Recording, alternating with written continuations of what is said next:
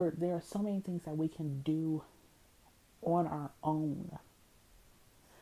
And that's not to say that everything we've done has been perfect or we haven't, stepped wrong in some areas. I know there's some things that I could have done better, some things I could have cut out their diet completely. I honestly wish I had made them vegan when they were very young, because I think they would have done a lot better with it at that point in time. Now, because they were both vegetable lovers and neither one of them were big meat eaters in the first place. So there are certain things that I most certainly wish I had done with them that wasn't done, but there's a lot of things that were done with them that was never done with me that I think would have helped health wise with me, that I know has helped health wise with them. And then they'll take that and add to it and run with it to do better.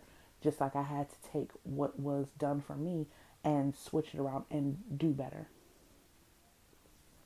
But I'm telling you, everything that we need, it's right there at your fingertips. You just have to learn how to use it. You have to learn how to, what herbs to mix with what, and how to use oils and when to use and which crystals are used for what. Like, it's all here to help us. Like, and there are people out here, because I know if you go to my Facebook chat page and look, there are just tons of people who are all knowledgeable in this area. Like, they all have a specialty in one area or another when it comes to herbal medicine. Like, there are so many of them there. I know two people who are alternative medicine physicians. Like, there are all these people out here who have the knowledge, they have the skill, they can teach you how to use the things that are right here that you can grow in pots in your own house.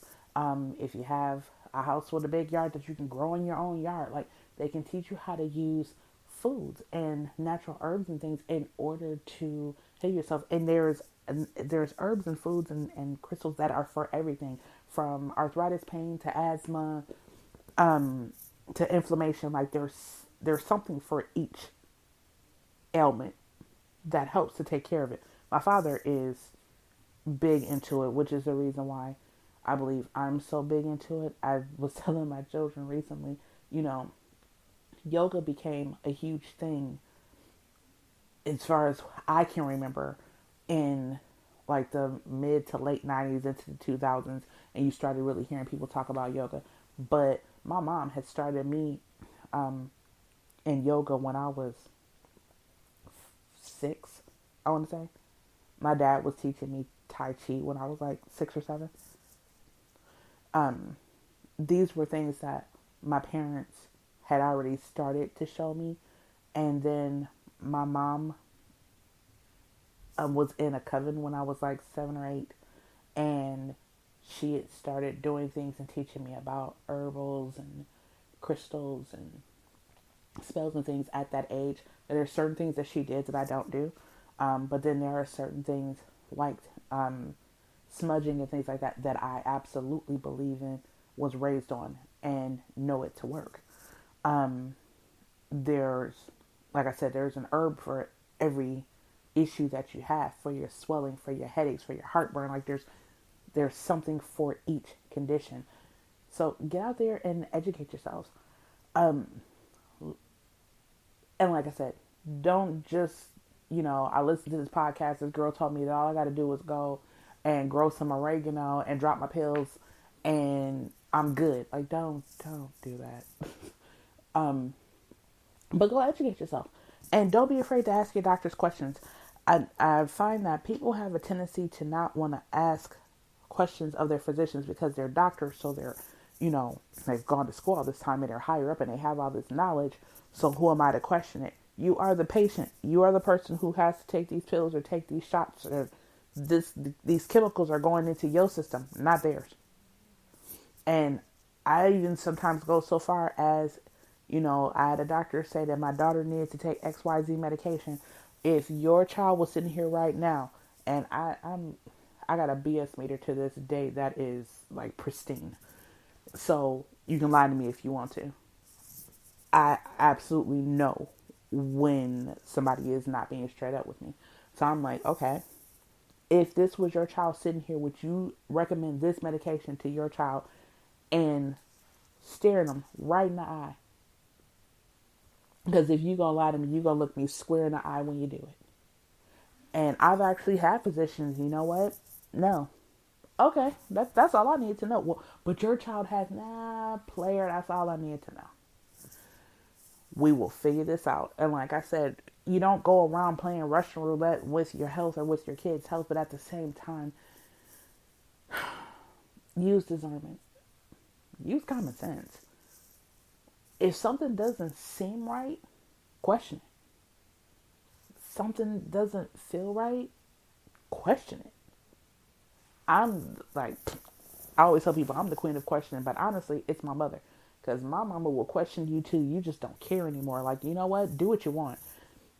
The last time she went to go and see her dietitian, and he was telling her, you can't have this and you can't eat that. She was like, but why?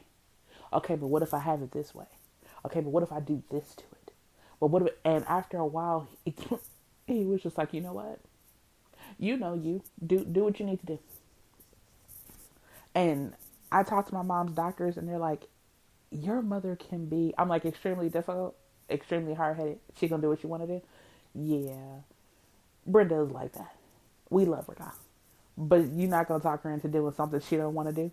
You're not gonna talk her into taking something she doesn't want to take. My mom worked long and hard to get herself in a better place, and you're not getting ready to prescribe her some medication that's gonna put her back in a bad place. Like she ain't falling for the okie doke. And I'm a lot like my mama in that way, and a lot like my father. When it comes to, my father believes that anything that you need,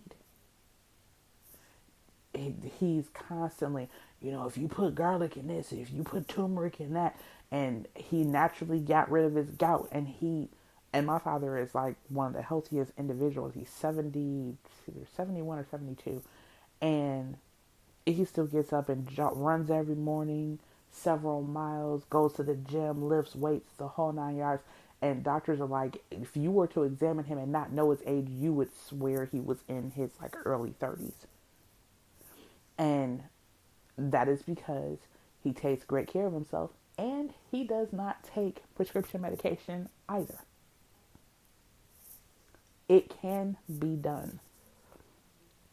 You just have to educate yourself, and don't do what I did. Don't flush all your pills one day and just decide to hell with it. You're technically supposed to wean yourself off of medication if you're going to do something like that, and you want to consult a physician of some sort. I always say go to alternative medicine and holistic medicine physicians. That is my thing. That may not be your thing. If you want to go to your regular family doctor, that's cool too. Like I said, this is not a medical show. This is why they call it Conversations with LD. This is just a conversation with me about what I did. And then hopefully somebody else can hear it, learn from it, or, hear it and decide, well, I can't do what she did, but maybe I can do a variation of what she did. And that's cool too. You got to do what's going to be best for you. This is what I felt was best for me. And that's why, if you see here as of late, if you follow me on Facebook, on my page, I'm constantly talking about my road and your road may not be the same road.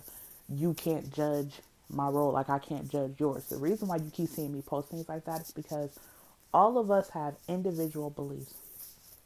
If you go to my page right now, there are spiritualists, Buddhists, Christians. I think one chick follows Hinduism. Like, I have a wide range of friends, and I love them all. They all bring something different to the table.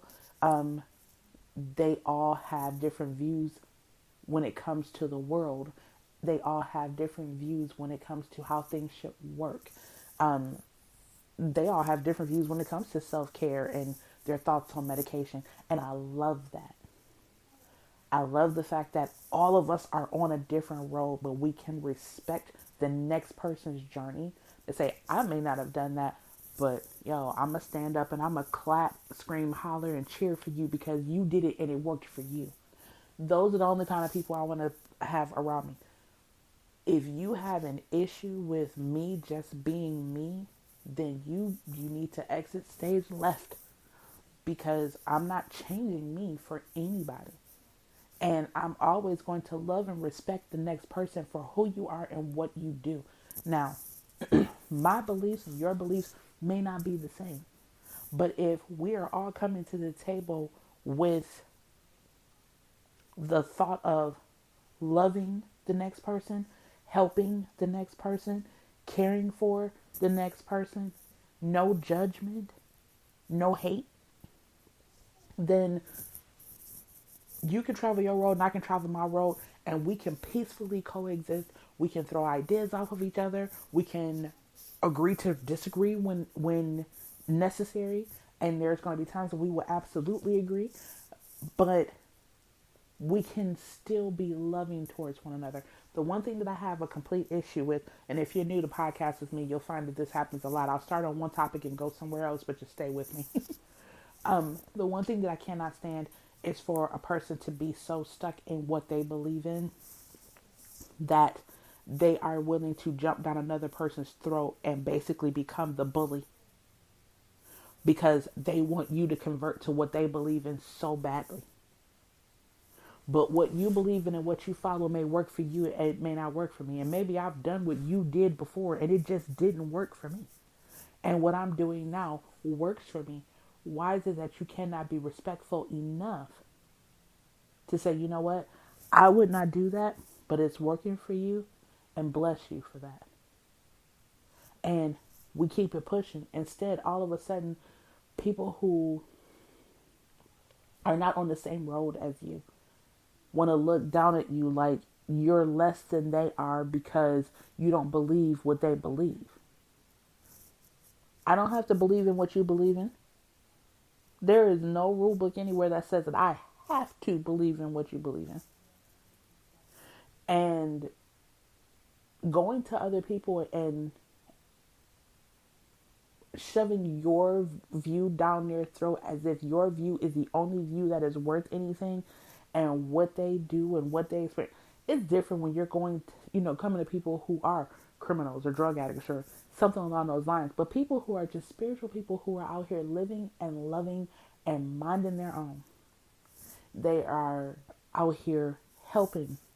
They are helping us to advance as far as understanding herbal medicine. Like, they're actually out here, they're healing. They're spreading love. They're spreading peace. Like, if those people bother you because they don't follow the same religion or the same practices that you do, then religion is the least of your worries. You have a whole nother problem, and you need to get that fixed. Because there's something hateful in you when people who are about love and peace and they are minding their own and being happy. And if that bothers you that much because they don't subscribe to whatever it is that you're selling, you have a whole nother issue. You need to go get that fixed. Now, for the rest of you who are free thinking and who don't have a problem with other people who do what it is that they feel as though is working best for them, or what's going to work best for them, such as the way I conduct myself when it comes to my health. I do what I feel as though is going to work best for me. And it doesn't hurt anybody else. It's not like I'm using somebody else as a crash test dummy for my beliefs. I'm doing this to myself. And it's working for me. And if you don't have an issue with that, then welcome. Welcome to my little strange life. Welcome to my podcast. Welcome to the Tar Pit. You are welcome here. You will get nothing but love and respect from me. And on that note, I'm going to go ahead and get off of here because I feel as though my voice is about to go out again. Oh, and that is something that you'll find if you listen to me long enough. Something that I forgot to mention while I was talking. I get laryngitis about 4 times a year. Due to having lupus, my vocal cords tend to swell on me. and I've learned how to take care of it. So